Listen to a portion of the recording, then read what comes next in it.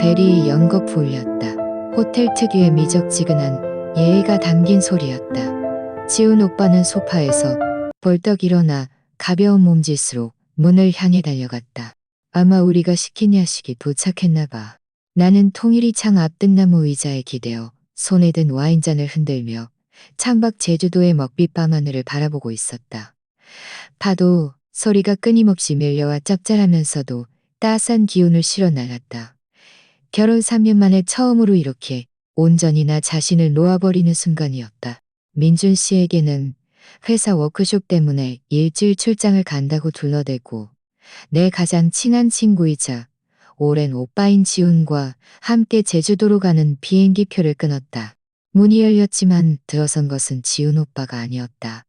호텔 제복을 입은 직원이 정교한 카트를 밀고 들어섰다. 카트 위에는 시원하게 치인된 고급 샴페인 한 병과 티끌 하나 없이 깨끗한 샴페인 잔 2개가 놓여 있었다. 지훈 오빠가 순간 멍해졌다. 저희 이거 주문 안 했는데요. 직원은 직업적인 미소를 지으며 말했다. 3206호 강민준 고객님께서 두 분께 보내신 겁니다. 꼭 전해달라고 신신당부하셨고 즐거운 여행 되시라고 전해달라셨습니다. 내 심장이 누군가에게 세게 움켜쥐어진 듯했다. 피가 순간 얼어붙는 것처럼 차가워졌다. 강민준 고객님? 3206호? 민준 씨가 아니던가? 매일 내가 어떤 색깔의 속옷을 입는지까지 간섭하여 드는 그 지독한 통제욕의 남편이? 그가 바로 이 호텔에 와 있었다. 지훈 오빠의 얼굴도 굳어졌다. 그는 무의식적으로 나를 돌아보았고 그의 눈빛에는 온통 의문과 당혹감이 서려 있었다. 나는 등나무 의자 손잡이를 붙잡고 겨우 몸을 지탱했다. 그가 또 뭐라고 했어요? 직원이 샴페인을 탁자 위에 조심스럽게 내려놓고는 주머니에서 카드 한 장을 꺼내 두 손으로 나에게 건넸다. 강민준 고객님께서 민서 씨께 꼭 직접 전해드리라고 하신 카드가 있습니다. 카드는 호텔에서 마침 제작한 미색의 단단한 종이였고 희미한 향기가 났다. 내 손가락은 사정없이 떨려 그 얇은 종이 조각을 거의 쥐고 있을 수 없었다. 지훈 오빠가 다가와 내 팔을 붙잡았다. 민서야, 무서워하지 마. 일단 뭐라고 쓰여 있는지 봐. 그의 손바닥은 뜨거웠지만 나는 온몸이 얼어붙는 듯했다. 마치 시베리아의 얼음볼판에 벌거벗은 채 서 있는 기분이었다. 나는 깊이 숨을 들이쉬고 카드를 펼쳤다. 그 위에는 강민준 씨의 더없이 익숙한 필체가 굳건하고 힘있게 새겨져 있었다. 한 획 한 획이 자로 잰 듯 정확하고 고지식했다. 두 분의 행복을 기원합니다.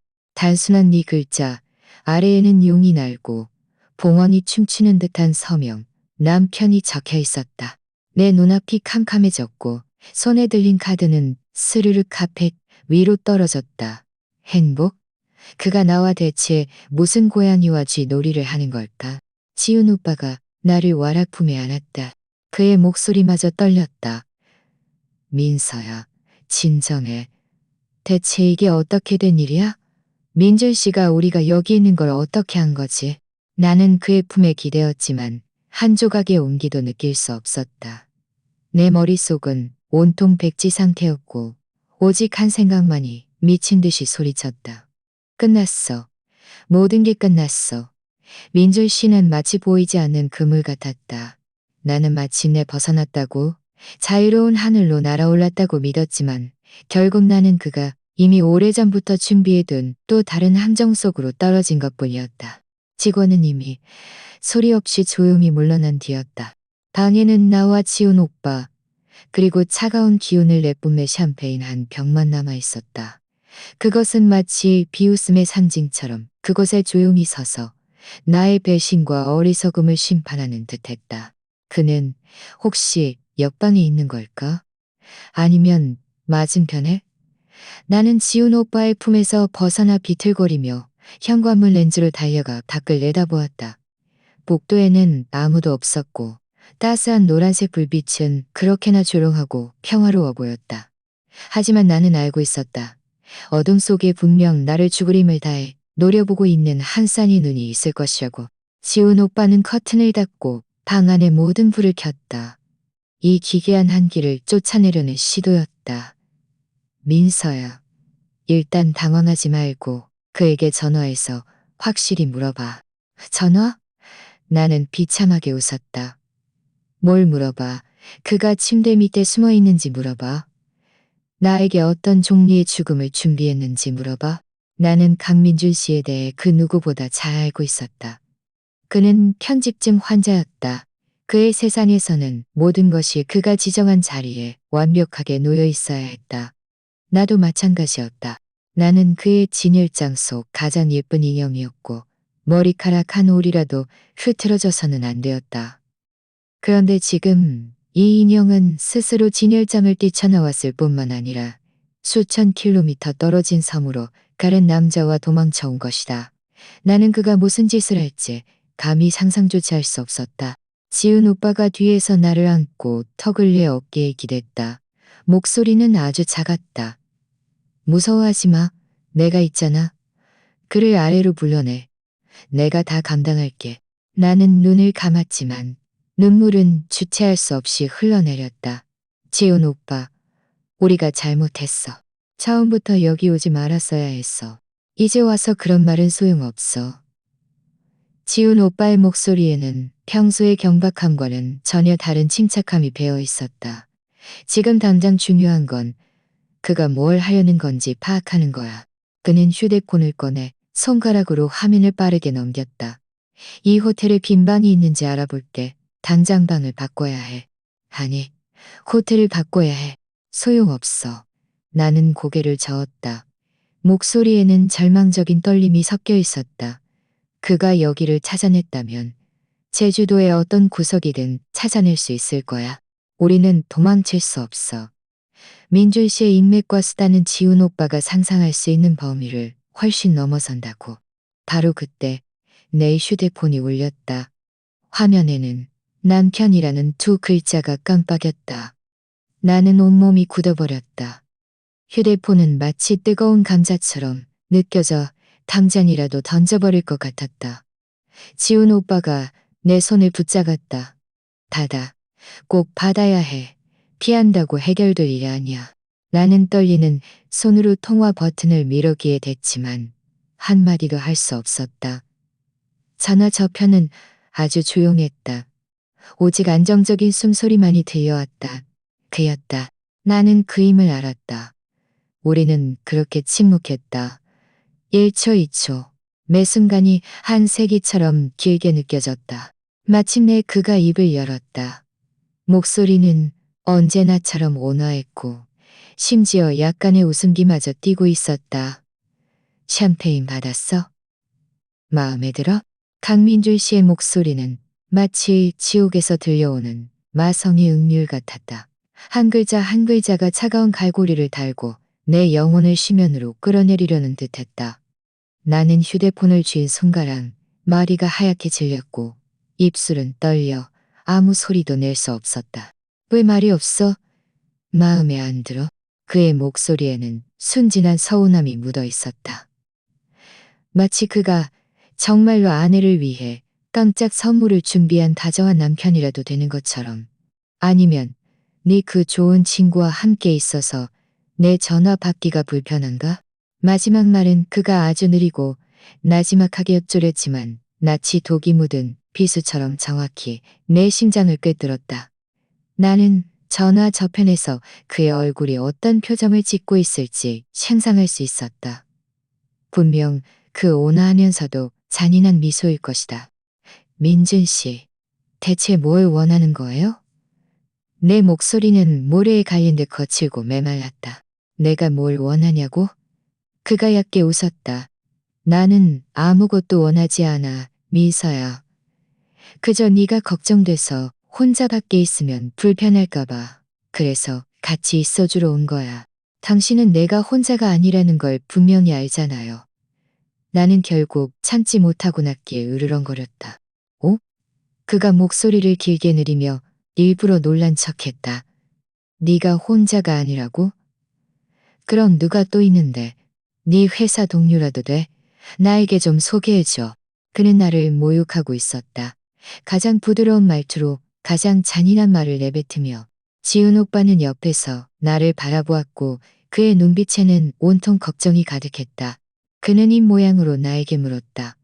어디 있는지 물어봐. 나는 깊이 숨을 들이쉬며 목소리를 좀 더 침착하게 만들려 했었다.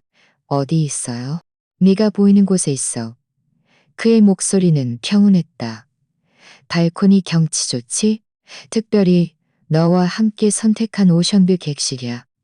여기서 서 있으면 중문 해변 같은 밤 풍경이 한눈에 들어와 내 머릿속이 윙 하는 소리와 함께 터져버리는 듯했다. 나는 맹렬히 몸을 돌려 거대한 통유리 창을 바라보았다. 커튼은 지훈 오빠가 이미 쳐놓았고 두꺼운 천은 바깥의 모든 것을 차단하고 있었다. 하지만 나는 커튼 뒤편에 한 쌍의 눈이 있을 것이라고, 유리를 통해 방 안의 모든 움직임을 차갑게 주시하고 있을 것이라고 느꼈다. 민준 씨, 이 미친 사람아. 나는 비명을 지르며 커튼을 더 세게 잡아당기려 달려갔다. 지훈 오빠가 허리를 감싸 안았다. 민서야, 흥분하지 마. 그의 페이스에 말려들지 마. 놓으라고. 나는 힘껏 몸부림쳤고 눈물과 공포가 함께 터져나왔다. 그가 밖에 있어. 그가 우리를 보고 있다고. 전화 저편의 민준 씨는 우리의 움직임을 들은 듯했다. 그의 질책하는 어조에는 실망감이 가득했다. 민서야, 어떻게 나에게 그렇게 말할 수 있어? 나는 그저 너에게 깜짝 선물을 해주고 싶었을 뿐인데. 그리고 지훈이에게 그렇게 무례하게 굴지 마. 그는 네 가장 친구잖아. 안 그래? 그 말은 나를 순식간에 진정시켰고 동시에 머리부터 발끝까지 싸늘하게 만들었다. 그는 지훈 오빠가 여기 있다는 것을 알 뿐만 아니라 우리가 방금 나눈 대화와 움직임까지도 훤히 꿰뚫고 있었다. 도청? 아니면 감시? 나는 더 이상 생각할 수 없었다. 민준 씨, 대체 뭘 하려는 거예요? 솔직히 말해요. 내 목소리에는 큰 느낌과 애원이 섞여 있었다. 말했잖아. 너와 함께 있어주러 온 거라고. 그가 잠시 멈칫하더니 목소리가 갑자기 더없이 부드러워졌다. 민서야, 네가 행복하면 됐어. 회사에는 이미 휴가를 내줬으니 걱정 마. 제주도에 얼마나 머물고 싶든 실컷 놀다가 집으로 돌아오면 돼. 말을 마치자 그는 전화를 끊었다. 히스테리컬한 추궁도 격노한 욕설도 없었다. 그저 가볍게 툭 던지는 몇 마디 말뿐이었다. 하지만 그 말들은 어떤 것 하나 욕설보다 나를 더 두렵게 만들었다. 그는 마치 노련한 사냥꾼 같았다. 먹이를 당장 죽이려 들지 않고 함정 속에서 발버둥 치는 먹이의 공포와 절망을 즐기는 듯했다. 지훈 오빠는 내 손에서 휴대폰을 받아들고 통화 종료 화면을 보며 미간을 찌푸렸다. 그가 대체 무슨 생각인 거야? 나는 카펫 위에 주저앉아 넋 나간 듯 고개를 저었다. 모르겠어. 정말 모르겠어. 이건 그의 스타일이 아니야. 지훈 오빠가 쭈그려 앉아 내 어깨를 잡고 나를 강제로 그를 보게 했다. 내가 아는 그라면 지금쯤 문을 부수고 들어와 너를 끌고 갔을 거야. 이런 심리전을 벌이고 있을 리 없어. 오빠는 그를 몰라. 나는 쓴웃음을 지었다. 오빠가 보는 건 전부 그가 보여주고 싶은 것뿐이야. 그 사람은 뼛속까지 악마라고. 우리 사이의 분위기는 숨막힐 듯 무겁게 가라앉았다. 그 샴페인 한 병은 불길한 징조처럼 불빛 아래에서 섬뜩한 빛을 발했다. 안 돼. 우리는 속수무책으로 당하고 있을 수 없어. 지훈 오빠는 벌떡 일어나 방 안을 이리저리 서성였다. 우리는 여기서 당장 떠나야 해. 지금 바로. 그는 급하게 짐을 싸기 시작했고 내 옷들을 되는 대로 여행 가방에 구겨 넣었다. 지금 당장 가야 해. 공항으로. 아무리 늦어도 가장 빠른 비행기를 끊어서 여기서 떠나야 해. 그의 행동력은 대단했다.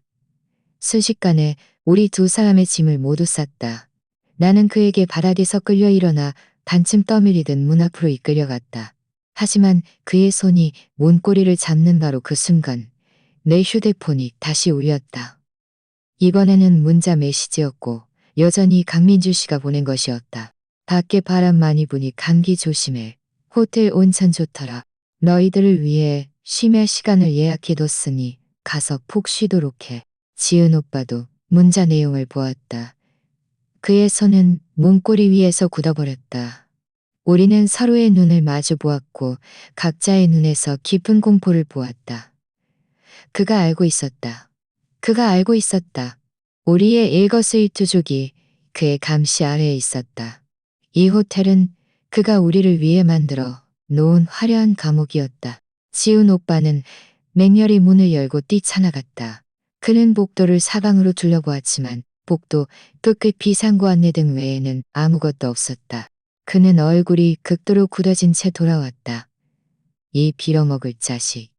분명 호텔 안에 뭘 설치해놨어. 그는 방의 모든 구석을 미친 듯이 뒤지기 시작했다. 천장의 연기 감지기, TV 뒤편의 콘센트, 심지어 침대 스탠드의 갖가지도 놓치지 않았다. 나는 멍하니 제자리에 서서 그가 머리 없는 파리처럼 이리저리 부딪히는 모습을 지켜보았다.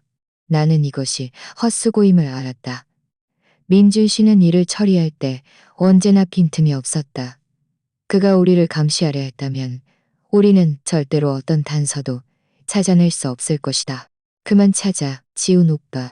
나는 지친 목소리로 말했다. 소용없어. 그는 멈춰서서 벽에 주먹을 내리쳤다. 쿵 하는 둔탁한 소리가 울렸다. 그럼 어떻게? 이렇게 그가 우리를 괴롭히는 걸 기다리기만 해? 나는 고개를 저었다. 창가로 걸어가 결심한 듯 커튼을 확 열었다. 창밖은 뜻없는 밤과 멀리 도시의 찬란한 불빛이었다. 민준 씨의 모습은 보이지 않았다. 하지만 나는 알고 있었다. 그가 어딘가에, 우리가 볼 수 없는 어느 구석에 신처럼 우리 두 불쌍한 죄수를 내려다보고 있을 것이라고. 그는 그저 구경하고 싶어 하는 거 아니겠어? 나는 몸을 돌려 지훈 오빠를 바라보았다. 얼굴에는 우는 것보다 더 일그러진 미소가 걸려 있었다. 그럼 우리가 그에게 보여주면 되지. 지훈 오빠는 분명 내 말을 이해하지 못했다. 그는 눈살을 찌푸리며 나를 보았다. 연극? 무슨 연극? 행복한 연인을 연기하는 거지. 이 몇 마디를 내뱉을 때 내 심장이 옥신거렸다. 그는 우리에게 행복을 빌어줬잖아? 그럼 우리가 그에게 행복하게 보여주면 돼. 미쳤어? 민서야. 지훈 오빠가 다가와 내 손목을 잡았다. 이건 불에 기름을 붓는 짓이야. 그를 충분히 자극하지 않았다고 생각하는 거야? 그럼 어떻게 해야 하는데? 나는 그의 손을 뿌리쳤다. 감정이 격해졌다. 우리는 지금 도마 위의 생선이나 마찬가지야. 도망칠 수도 없고 숨을 수도 없어. 그가 마음대로 요리하도록 내버려 두는 건 말고 뭘 할 수 있겠어? 적어도 그의 뜻대로는 하지 말아야지. 그의 뜻대로? 나는 비웃었다. 아직도 모르겠어? 민준 씨는 모든 것을 통제하는 걸 가장 좋아해. 우리가 저항하고 발버둥 칠수록 그는 더 흥분할 거야. 오히려 우리가 아무렇지 않은 척, 심지어 즐기는 척하면 그가 흥미를 잃을지도 몰라. 이것은 위험한 도박이었다. 강민준 씨의 비정상적인 통제욕 뒤편에 정상적인 사람이라면 느낄 법한 지루함이 한 조각이라도 있을지 없을지에 대한 도박. 지훈 오빠는 침묵했다. 그는 복잡한 눈빛으로 나를 바라보았다. 나는 그가 무엇을 생각하는지 알았다. 그는 나를 걱정했고 우리가 이렇게 하면 강민준 씨를 완전히 격분시켜 더 끔찍한 결과를 초래할까봐 두려워했다. 이번 한 번만 내 말 들어줄 수 있을까? 나는 목소리를 부드럽게 낮추며 거의 애원하듯이 말했다. 결국 그는 타협했다. 좋아. 그는 고개를 끄덕였지만 눈빛은 유난히 확고했다. 무슨 일이 생기든 내가 함께할게. 우리가 가장 먼저 한 일은 강민준 씨가 보낸 샴페인을 따는 것이었다. 뻥 하는 소리와 함께 코르크 마개가 흰 거품을 뿜으며 날아갔다. 지훈 오빠는 나에게 한 잔, 그리고 자신에게도 한 잔을 따랐다. 우리는 발코니로 나갔다. 단바람이 거세게 불어 내 머리카락이 마구 흩날렸다. 나는 와인잔을 들어 끝받는만의 풍경을 향해 크게 외쳤다. 우리의 자유를 위하여 건배. 지훈 오빠도 잔을 들어 내 잔과 부딪혔고 맑고 청량한 소리가 울렸다. 우리의 행복을 위하여. 건데 나는 알고 있었다. 우리가 볼 수 없는 어느 구석에서 강민준 씨가 어떤 렌즈나 망원경을 통해 우리를 주시하고 있을 것이라고.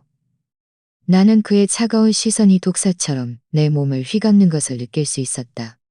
나는 일부러 지훈 오빠에게 기대어 깔깔대며 웃었고 마치 정말로 이 낭만적인 밤을 즐기는 듯했다. 지훈 오빠도 잘 맞춰주었다. 그는 팔을 뻗어 나를 품에 안았고 턱을 내 정수리에 가볍게 기댔다. 그의 몸은 약간 굳어 있었지만 나는 그가 최선을 다하고 있음을 알았다. 우리는 그렇게 발코니에 오래도록 서서 샴페인 한 병을 통째로 비웠다. 알코올은 내 용기를 북돋아 주었고 내 감정이 분출할 수 있는 출구를 찾아주었다. 방으로 돌아와 휴대폰을 켜고 소셜미디어 피드를 열었다. 발코니에서 찍은 밤 풍경 사진 한 장을 골라 다음과 같은 글을 덧붙였다. 제주도의 밤은 아름답고 네가 곁에 있어 더 아름답다. 그리고 게시 버튼을 눌렀다. 나는 민준 씨가 분명 이것을 볼 것이라는 것을 알고 있었다. 그는 내 비공개 계정을 가지고 있었다. 그 계정은 그가 예전에 나에게 강요해서 만들게 한 것이었고 명목상으로는 업무용이라고 했지만 실제로는 내 소셜 네트워크를 감시하기 위함이었다. 과연 1분도 채 되지 않아 민준 씨의 문자 메시지가 또 도착했다. 아무래도 너희들 아주 즐겁게 노는 것 같네. 온천물 이미 받아놨으니 놓치지 마. 나는 휴대폰을 침대 위로 던졌다. 속으로 섬뜩한 기분이 들었다. 그는 마치 유령처럼 어디에나 존재했다. 우리 정말 온천하러 가야 할까? 지훈 오빠의 목소리에는 망설임이 섞여 있었다. 가, 왜 안 가? 나는 발에 씨는 하이힐을 벗고 맨발로 욕실로 향했다. 그가 다 준비해뒀잖아? 그의 선회를 낭비할 수는 없지. 욕실에는 거대한 원형 욕조가 있었고 그 옆은 호텔 전체의 야경을 내려다볼 수 있는 통유리 창으로 되어 있었다. 욕조에는 이미 뜨거운 물이 가득 차 있었고 수면 위에는 장미꽃잎이 떠다녔으며 옆에는 아로마 양초까지 켜져 있었다. 모든 것이 낭만적이면서도 야릇하게 꾸며져 있었다.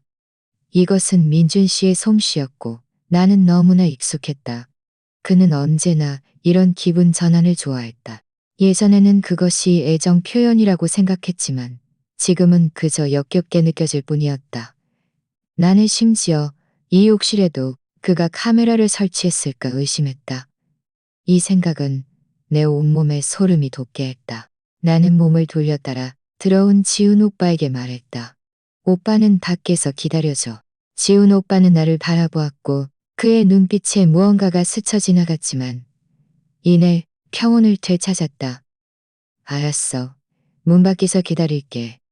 무슨 일 있으면 불러.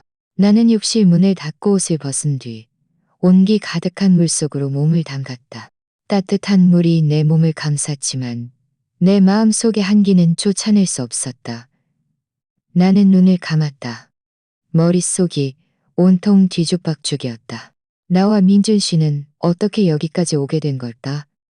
우리에게도 한때는 달콤한 시절이 있었다. 그가 나를 쫓아다닐 때 그는 다정하고 사려 깊었으며 모든 면에서 세심했다. 사랑에 대한 내 모든 환상을 충족시켜 주었다. 하지만 그 후 모든 것이 변했다. 그의 사랑은 숨 쉴 틈 없는 그물이 되어 나를 꼼짝 못하게 가두었다. 그는 내가 어떤 이성과도 지나치게 접촉하는 것을 원치 않았다. 내 휴대폰은 언제든 그가 확인해야 했다. 내 소셜미디어 계정 비밀번호도 그가 전부 알고 있었다. 심지어 그는 우리 집 가정부까지 해고했다. 우리 둘만의 세상을 외부인이 방해하는 것을 원치 않는다는 이유였다. 집안일은 전부 그가 맡아 나는 아무것도 할 줄 모르는 무능한 사람으로 변해버렸다. 모두가 내가 좋은 남편을 만나 공주처럼 사랑받는 것을 부러워했지만 나 자신만이 알고 있었다. 그리고 지훈 오빠는 이 숨막히는 내 삶의 유일한 숨통이었다. 그는 내 대학 동기였고 우리는 10년 동안 서로를 알아왔으며 서로를 가장 잘 이해하는 사이였다. 그는 내 모든 취향을 알고 있었고 내 모든 치부도 알고 있었다. 민준 씨 앞에서는 완벽한 아내를 연기해야 했지만 지훈 오빠 앞에서는 나 자신으로 돌아갈 수 있었다. 울고 웃고 욕도 하고 화도 내는 본연의 민서로. 이번 제주도 여행도 그가 제안한 것이었다. 그가 말했다. 민서야, 너 이렇게 계속 살다가는 미쳐버릴 거야. 나랑 같이 가자. 아무도 너를 모르는 곳으로 데려가서 실컷 쉬게 해줄게. 나는 인정했다. 마음이 흔들렸다. 나는 너무나 자유로운 공기를 갈망했다. 그래서 나는 내 생에 가장 대담한 결정을 내렸다. 그를 따라 이곳으로 온 것이다. 나는 이것이 구원의 시작이라고 생각했지만 또 다른 악몽의 시절일 줄은 몰랐다. 욕조 안의 물은 점점 차가워졌다. 나는 물에서 일어나 목욕 가운을 걸치고 문을 열었다. 지훈 오빠는 문 옆벽에 기대어 있었고 줄곧 나를 기다리고 있었던 모양이었다. 내가 나오자 그는 즉시 똑바로 섰다. 어때, 괜찮아? 나는 고개를 끄덕였다. 나 괜찮아. 그가 더 이상 메시지는 안 보냈지?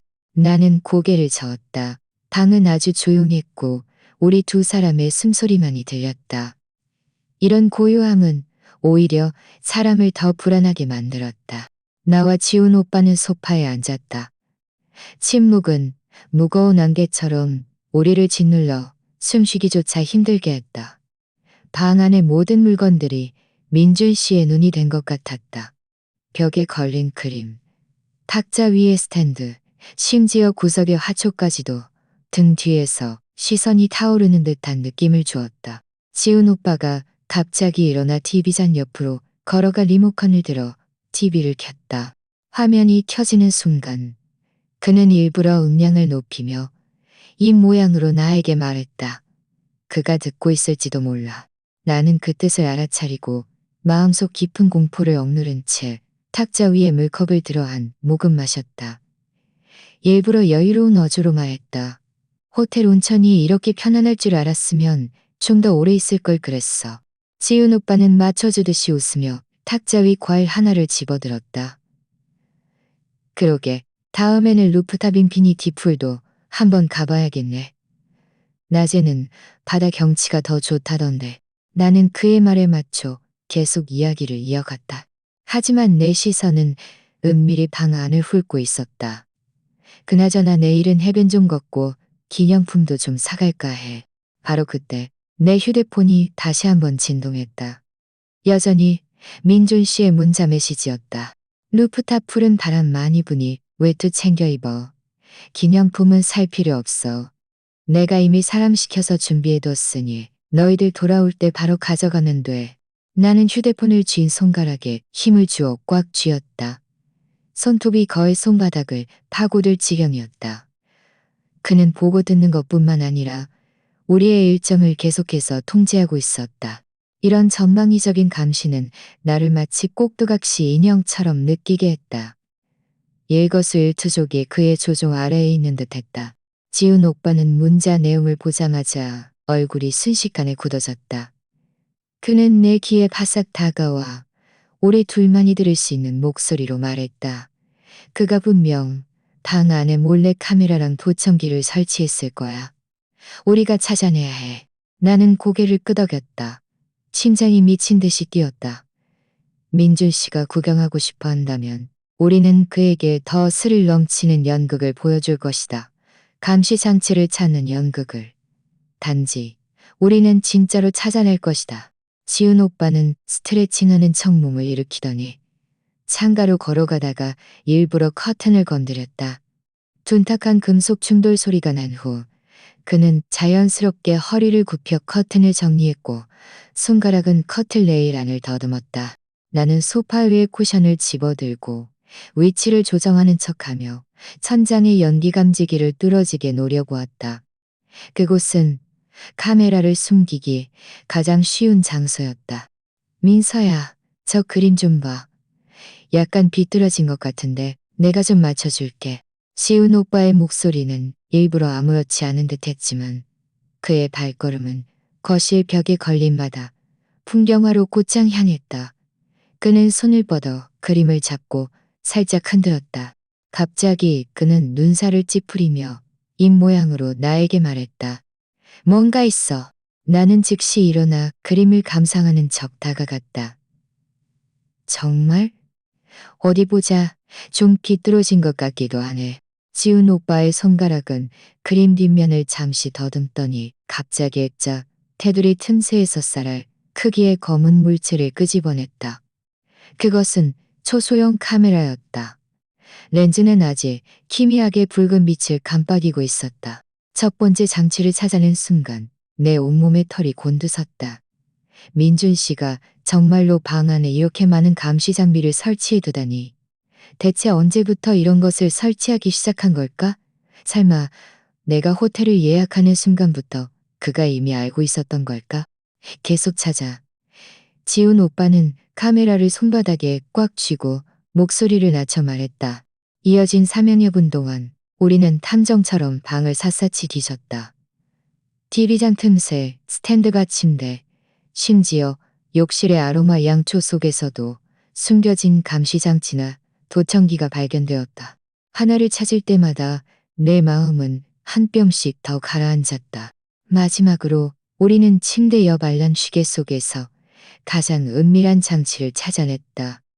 그것은 영상 녹화와 음성 녹음뿐만 아니라 위치 추적 기능까지 갖추고 있었다. 지훈 오빠는 모든 장비들을 탁자 위에 모아 놓았다. 그 빽빽한 검은 작은 물체들을 바라보며 그의 얼굴은 극도로 굳어졌다. 이 미친 자식. 대체 뭘 하려는 거야?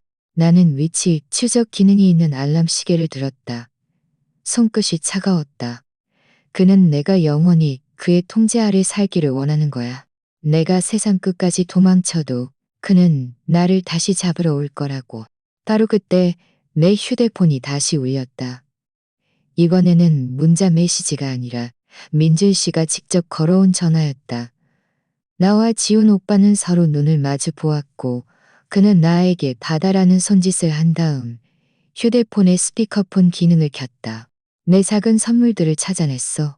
민준 씨의 목소리가 수화기 너머에서 들려왔다. 약간의 졸음이 섞여 있었다. 민서랑 지훈이 꽤 대단하네. 이렇게 빨리 찾아내다니. 민준 씨, 대체 뭘 원하는 거예요? 나는 분노를 억누르며 떨리는 목소리로 말했다. 이렇게 하는 게 재미있어요? 재미있지. 그가 얕게 웃었다. 목소리는 날씨 이야기를 하는 것처럼 여유로웠다. 내가 가장 사랑하는 여인과 그녀의 가장 친한 친구가 내가 꾸며놓은 감옥에서 발버둥 치는 모습을 보는 게 재미있지 않나? 당신은 그냥 변태야. 지훈 오빠가 참지 못하고 낮게 으르렁거렸다. 변태?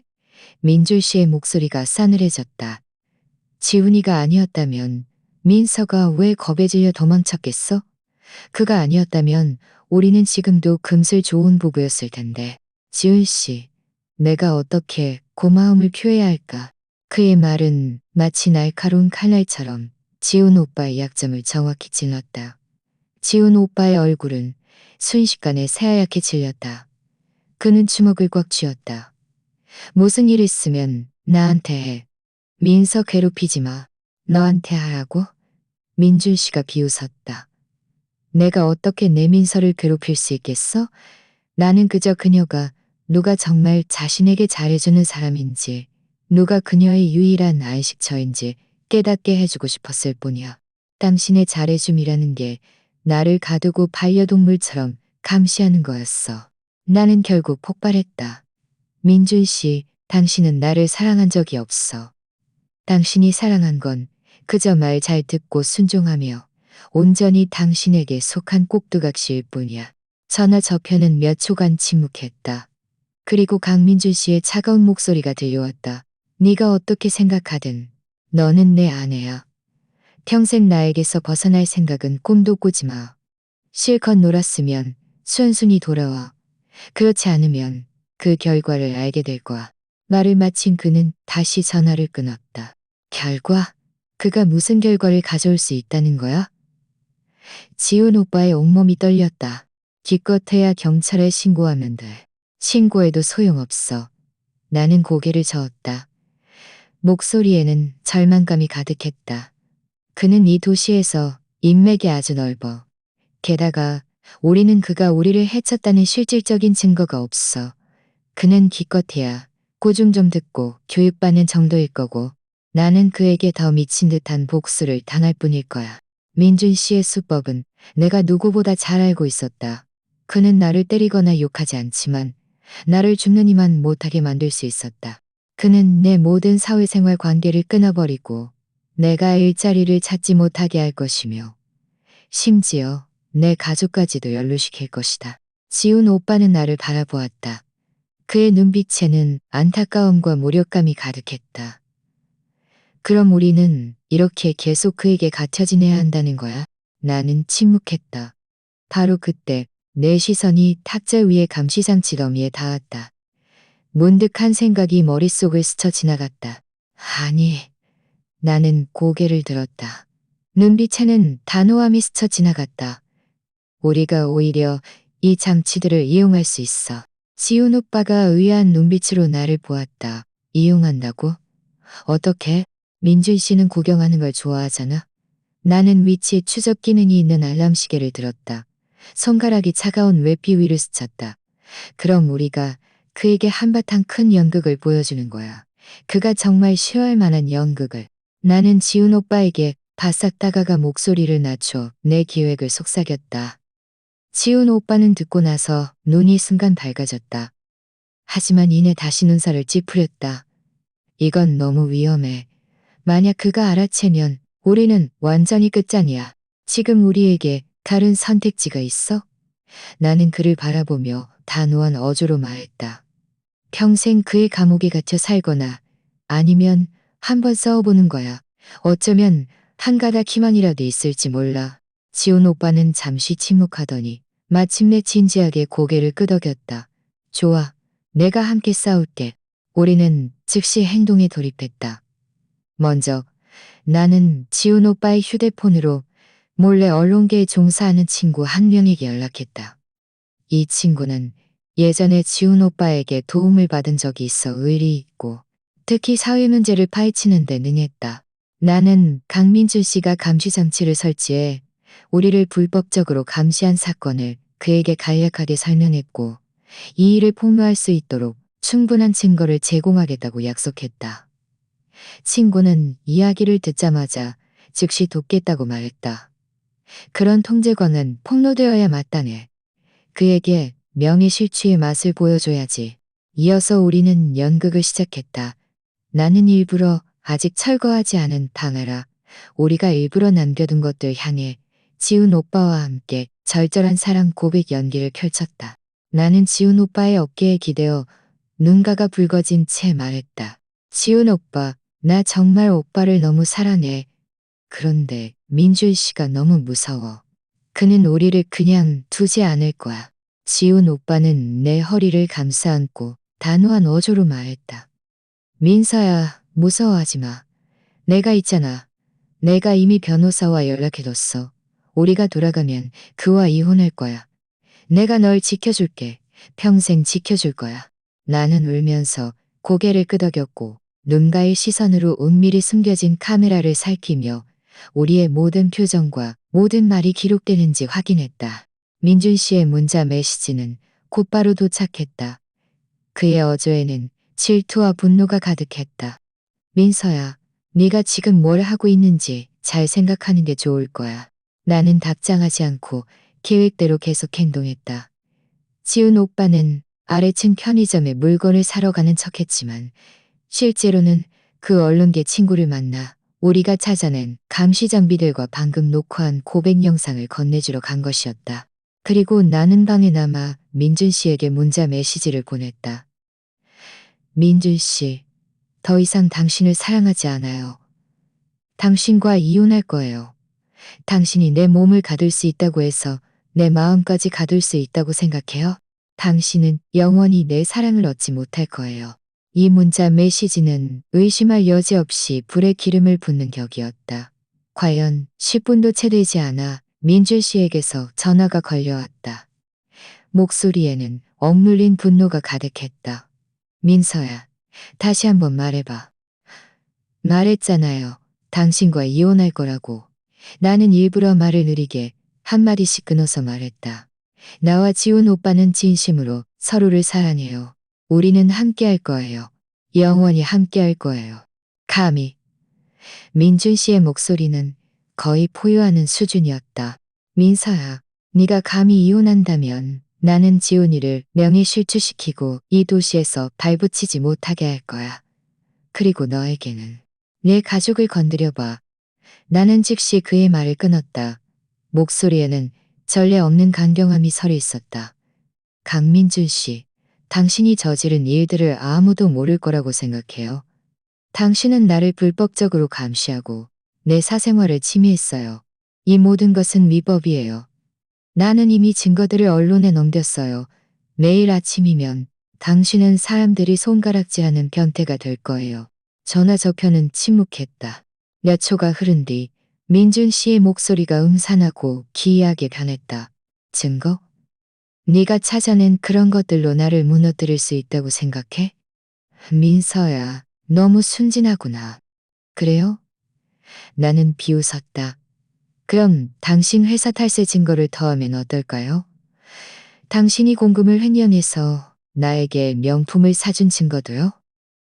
이 정도면 당신이 몇 년간 감옥에 갇히기에 충분하지 않을까요? 이 증거들은 내가 우연히 발견한 것이었다. 민준 씨는 통제욕이 강했지만 재정적인 면에서는 다소 허술했다. 한 번은 그가 술에 취해 회사 장부를 집에 두고 간 적이 있었다. 내가 방을 정리하다 우연히 보게 되었고 그의 회사에 심각한 세금 문제가 있다는 것을 알게 되었다. 게다가 그는 공금을 횡령하여 나에게 값비싼 선물들을 많이 사시면서 자신의 사랑을 과시하기도 했다. 그때는 감히 떠벌리지 못했지만 이제 와서 이것들이 나의 반격 카드가 될 줄은 몰랐다. 전화 저편의 민준 씨는 숨소리가 거칠어졌다. 분명 내가 그의 치명적인 약점을 건드린 듯했다. 네가 어떻게 이걸 알았지? 내가 어떻게 알았는지는 중요하지 않아. 나는 침착한 어조로 말했다. 중요한 건 당신이 나를 또다시 몰아붙인다면 이 모든 증거를 세무서와 경찰에 전부 넘길 거라는 사실이야. 그때가 되면 당신은 명예실추는 물론이고 감옥에 갇히게 될 거야. 당신이 힘들게 쌓아 올린 모든 것이 물거품이 될 거라고. 민서야, 네가 나를 협박하는 거야. 당신이 나를 이렇게 만든 거예요. 나는 깊이 숨을 들이쉬었다. 민준 씨, 우리 좋게 헤어져요. 당신이 나를 놓아주면 나도 당신을 놓아줄게요. 이혼 합의서는 내가 최대한 빨리 작성할게요. 재산은 아무것도 필요 없어요. 나는 그저 자유만을 원해요. 방 안에는 길고 긴 침묵이 흘렀다. 오직 전화 수화기 너머로 들려오는 강민준 씨의 거친 숨소리만이 존재했다. 나는 그가 무슨 생각을 하는지 알 수 없었다. 내 심장은 목구멍까지 치솟았고 손바닥은 온통 식은땀으로 축축했다. 이것은 한판의 큰 도박이었다. 나는 강민준 씨가 그의 사업과 명성을 나를 통제하려는 욕구보다 더 중요하게 여길 것이라는 데 걸었다. 마침내 강민준 씨가 입을 열었다. 그의 목소리에는 약간의 피로감과 함께 못마땅함이 섞여 있었다. 좋아. 네 제안을 받아들일게. 이혼하자. 내 목구멍에 걸려있던 심장이 순간 아래로 툭 떨어졌다. 눈물이 아무런 예고 없이 흘러내렸다. 슬픔 때문이 아니라 해방감 때문이었다. 하지만 그가 말투를 바꾸었다. 조건이 하나 있어. 말해요. 나는 경계하며 말했다. 네가 지훈이와 헤어지는 걸 내 눈으로 직접 봐야겠어. 그리고 앞으로 그와 다시는 연락하지 않겠다고 약속해. 민준 씨의 목소리에는 약간의 편집증이 담겨 있었다. 그렇지 않으면 나는 여전히 모든 것을 망가뜨릴 거야. 나는 문 쪽을 흘끗 보았다. 마침 지훈 오빠가 돌아왔다. 그는 내 얼굴에 눈물을 보고는 즉시 빠르게 다가와 걱정스러운 눈빛으로 나를 보았다. 나는 전화를 향해 말했다. 좋아요. 나와 지훈 오빠는 그저 친구일 뿐이에요. 이번 제주도 여행은 그저 쉬고 싶어서 온 거예요. 이혼 후에는 그와 거리를 둘게요. 이것은 선의의 거짓말이었다. 나는 민준 씨가 그저 체면을 세울 명분이 필요하다는 것을 알고 있었다. 그에게서 벗어날 수만 있다면 이후의 일은 나중에 생각해도 될 일이었다. 민준 씨는 몇 초간 침묵했다. 좋아, 네 말을 믿을게. 내일 변호사에게 이혼 합의서를 작성하게 할게. 최대한 빨리 이혼 수속을 진행하자. 말을 마친 그는 전화를 끊었다. 나는 소파에 주저앉아 온몸에 힘이 빠졌다. 지훈 오빠가 즉시 나를 부축했다. 민서야, 어떻게 됐어? 그가 승낙했어. 나는 고개를 끄덕였다. 눈물이 멈추지 않고 흘러내렸다. 그가 승낙했어. 그가 마침내 이혼에 동의했어. 지훈 오빠가 나를 꽉 안았다. 그의 목소리에는 사경을 헤맨 뒤 살아남은 자의 안도감이 서려 있었다. 정말 잘 됐어, 민서야. 우리는 자유로워졌어. 방 안의 불빛은 여전히 밝았지만 내 머리 위를 3년간 드리웠던 먹구름이 마침내 거친 것 같았다. 창밖파도 소리도 부드러워졌다. 더 이상 이전처럼 답답한 배경음이 아니라 자유를 찬양하는 노래 같았다. 다음 날 아침 일찍 나와 지훈 오빠는 짐을 모두 정리하고 우리를 질식시켰던 이 호텔을 떠날 준비를 했다. 떠나기 전 나는 강민준 씨에게 문자 메시지를 보냈다. 이혼 합의서는 제 변호사와 당신 변호사가 협의하도록 할게요. 앞으로 우리 서로 방해하지 않고 살아가기를 바라요. 그는 답장하지 않았다. 우리가 호텔 정문을 나설 때 햇살이 아주 좋았다. 따뜻한 햇살이 몸에 쏟아져 치유의 힘을 실어주는 듯했다. 나는 이 화려한 감옥을 뒤돌아보았지만 마음속에는 미련 한 조각 없었다. 지훈 오빠는 차로 나를 공항까지 데려다 주었다. 가는 길에 그는 나를 바라보며 무언가 말하려다 망설였다. 하고 싶은 말 있으면 해. 나는 웃으며 말했다. 민서야. 그가 잠시 망설였다. 이혼하고 나면 뭘 할 생각이야? 일단 고향집에 가서 부모님을 뵙고 싶어. 나는 창밖으로 빠르게 스쳐 지나가는 풍경을 바라보았다. 눈빛에는 기대감이 가득했다. 그리고 나서 내가 좋아하는 일을 찾아서 다시 시작하고 싶어. 지난 3년 동안 나는 계속 민준 씨의 그늘 아래에서 살면서 나 자신을 잃어버렸어. 이제 마침내 나 자신으로 돌아가 내가 원하는 삶을 추구할 수 있게 된 거야. 그럼 우리는 계속 친구로 지낼 수 있을까? 지훈 오빠의 목소리에는 약간의 불안감이 섞여 있었다. 나는 고개를 돌려 그를 바라보며 진지하게 고개를 끄덕였다. 물론이지. 오빠는 내 가장 좋은 친구야. 영원히 그럴 거야. 지훈 오빠의 얼굴에 미소가 번졌다. 공항에 도착해서 우리는 탑승 수속을 마치고 대기실에 앉아 탑승을 기다렸다. 바로 그때 내 휴대폰이 울렸다. 모르는 번호였다. 나는 잠시 망설이다 전화를 받았다. 여보세요. 민서 씨 되십니까? 전화 저편에서 낯선 남자의 목소리가 들려왔다. 네, 맞습니다만 실례지만 누구시죠? 강민준 씨의 변호사입니다. 남자의 목소리는 아주 사무적이었다. 강민준 씨께서 민서 씨께 전해달라고 하셨습니다. 이혼 합의서는 이미 작성되었지만 민서 씨께서 혼자 돌아와 그와 이혼 수속을 봐봐주시고 지훈 씨가 동행하지 않길 바라신다고요. 나는 눈살을 찌푸렸다. 왜죠? 강민준 씨께서는 이것이 그의 마지막 요구라고 하셨습니다. 이혼 수속을 밟을 때 민서 씨가 다른 남자와 함께 있는 것을 보고 싶지 않으시다고요. 변호사의 목소리에는 일말의 동요도 없었다. 만약 동의하지 않으시면 이혼에 대해 다시 고려하실 수도 있다고 합니다. 내 마음이 철렁 내려앉았다. 민준 씨는 역시나 포기하지 않았다. 그는 마지막으로 나를 한 번 더 통제하려 들었다. 지훈 오빠는 내 얼굴색이 좋지 않은 것을 보고는 즉시 다가왔다. 무슨 일이야? 나는 소화기를 맞고 변호사의 말을 그에게 전했다. 지훈 오빠의 얼굴은 순식간에 굳어졌다. 이 빌어먹을 자식, 이 와중에도 잔꾀를 부리려고 해. 민서야, 절대 동의하지 마. 분명 꼼꼼이가 있을 거야. 나는 침묵했다. 나는 민주 씨의 성격을 알고 있었다. 그는 말한 대로 행동하는 사람이었다. 내가 그의 요구를 들어주지 않으면 그는 분명 마음을 바꿀 것이다. 그러면 나는 또다시 끝없는 얽힘 속에 빠져들게 될 것이다. 내가 갈게. 나는 깊이 숨을 들이쉬며 결정을 내렸다. 나는 그가 나에게 함부로 하지 못할 거라고 믿어. 이혼 수속이 끝나면 우리는 완전히 남이 되는 거야. 안 돼. 내가 너를 혼자 위험하게 보낼 수는 없어.